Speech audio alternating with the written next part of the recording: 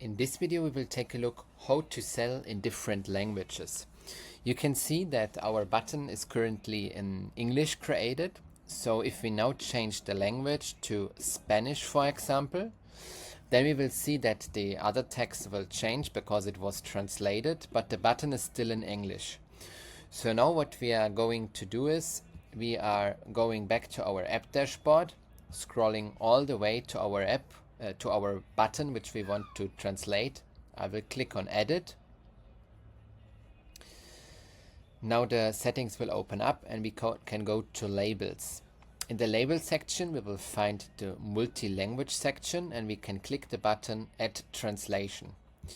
We can select the translation in which we want to translate it. So I want to say Spanish in this case. We click next. And here we can say, for example, heading Spanish.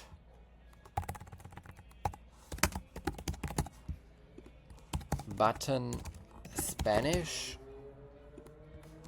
Change Spanish. Just to be sure that everything is set to Spanish. Since I don't speak Spanish, so we can use this one. I will click save.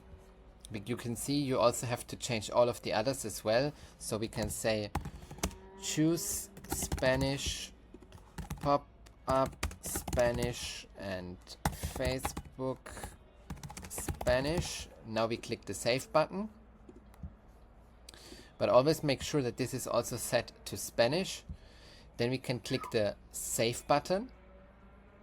Once it is saved, we go back to the product page, refresh it, and we will see that since this is set to Spanish, now the button is also translated. If we go back to English, then we also see back again the English version of the button. That's it.